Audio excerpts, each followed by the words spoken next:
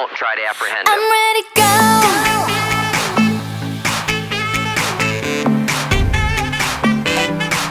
I'm ready to go. Good day, Maristas, and welcome to my vlog. And my name is Princess Ann Salarza, PA for short. I am 17 years old from STEM 1210 St. Thomas Aquinas, and I am a student from the Notre Dame of the Diangas University Senior High School Department. So today in this vlog, I will show you how I made my bacterial cell. And later on, the near end of this vlog, I will discuss the different parts and functions of the bacterial cell for the performance testing midterm in my general biology class. So, let's get it! First material is some illustration boards. My mom loved to buy some extras, that's why I have so many leftovers from previous projects. Next is, I don't know what is this, but I saw it in my cousin's room. That's why I asked him to give me some.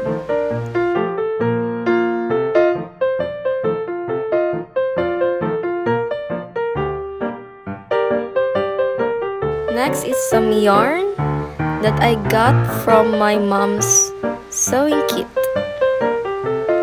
Sorry, Mom.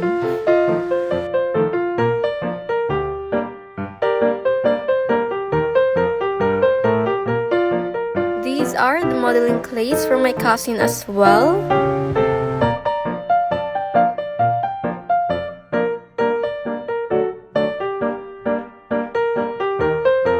And of course, glue gun for stronger and better relationship charm.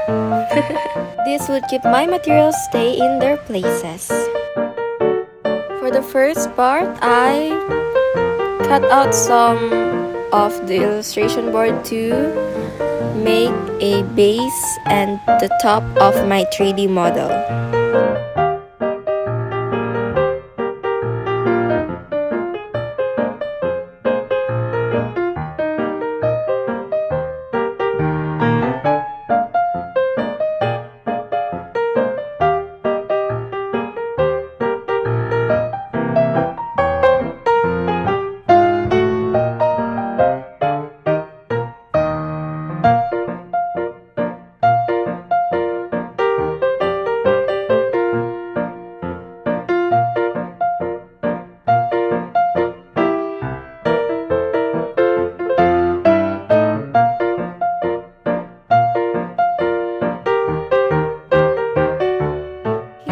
Cutting out the cell wall.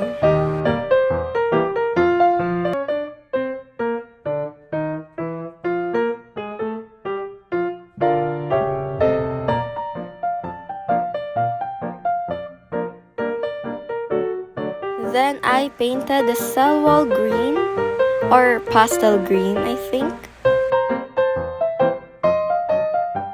Next is I painted the plasma membrane into color orange. And I painted cytoplasm as yellow.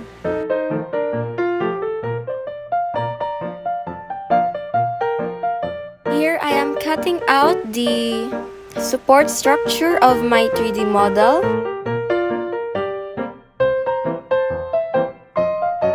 Then I put them into their places.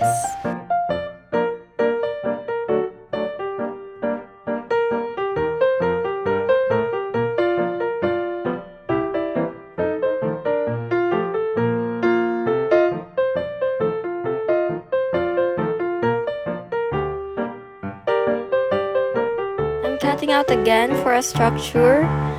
Now for the cell wall.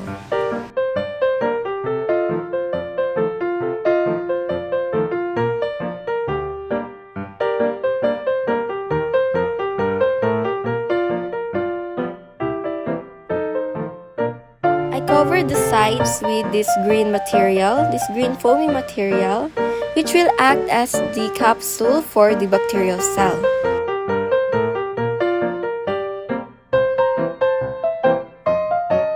Then I repainted everything.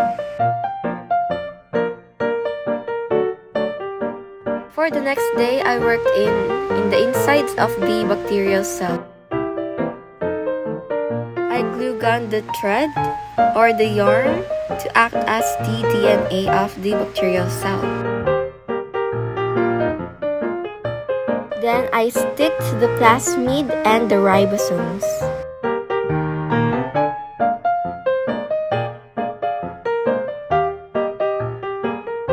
Lastly, I worked on the outside of the bacterial cell.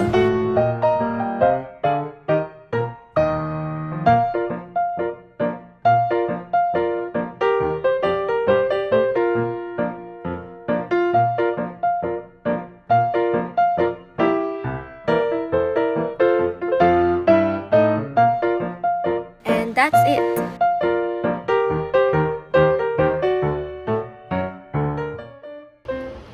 So here's the final product of my bacterial cell. So I used my illustration board that has already been used, as I already painted on it when I was like grade 11. So luckily I found this because I have a shortage of illustration board that I have kept from my previous projects as well. So in this bacterial cell, we have 9 parts, and I'll discuss the different parts and functions of the bacterial cell. So, what is bacterial cell? Bacterial cells are single-celled microorganisms with prokaryotic cells, which are single cells that do not have organelles or a true nucleus, and are less complex than eukaryotic cell. Bacteria with a capital B refers to the domain bacteria, one of the 3 domains of life. So, the first part of the bacterial cell is the capsule, which is the green part of my 3D model. Capsules contain water which protects the bacteria against desiccation. They also exclude bacterial viruses and most hydrophobic toxic materials such as detergents and help the cells to adhere to surfaces. So the second one is the cell wall. The bacterial cell wall performs several functions as well as in addition to providing overall strength to the cell. It also helps maintain the cell shape, which is important for how the cell will grow, reproduce, obtain nutrients, and move. So in this 3D model of mine, here is the cell wall, the number 2 part. The next part is the pili or fimbriae. These are the protein structures that extend from the bacterial cell envelope. Their functions are to attach the cell to the surface. So these are the fimbriae, as you can see. The fourth part of the bacterial cell is the plasma membrane. They are also called the cytoplasmic membrane. It is the most dynamic structure of the prokaryotic cell. Its main function is as a selective permeability barrier that regulates the passage of substances into and out of the cell. So the fourth part is here, this one. This one is the plasma membrane. The fifth part of the bacterial cell is the cytoplasm. So the cytoplasm is this yellow part. Cytoplasm or protoplasm of bacterial cells is where the functions for cell growth, metabolism, and replication are carried out. It is a gel-like matrix composed of water, enzymes, nutrients, waste, and gases, and contains cell structures such as ribosomes, a chromosome, and plasmids. So for the sixth part, as mentioned earlier, these are the ribosomes. Ribosomes are microscopic factories found in all cells, including bacterial cells. They translate the genetic code from the molecular language of nucleic acid to that of amino acids, the building blocks of proteins. Proteins are the molecules that perform all the functions of cells and living microorganisms, or organisms as well. So, these are the ribosomes, the circular ones.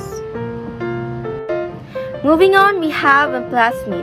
Plasmid is a small, circular, double-stranded DNA molecule that is distinct from a cell's chromosomal DNA. Plasmids naturally exist in bacterial cells, and they also occur in some eukaryotes.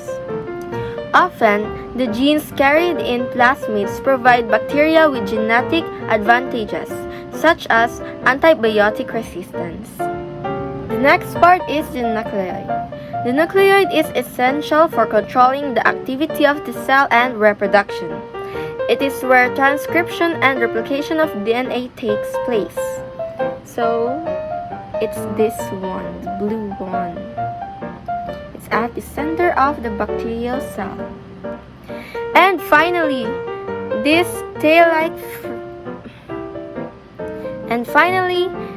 tail-like structure here is called flagellum. Flagellum is primarily a motility organelle that enables movement and chemotaxis. Bacteria can have one flagellum or several, and they can be either polar, one or several flagella at one spot, or petricus, several flagella all over the bacteria. So that's all for this Gen Biology presentation of my bacterial cell.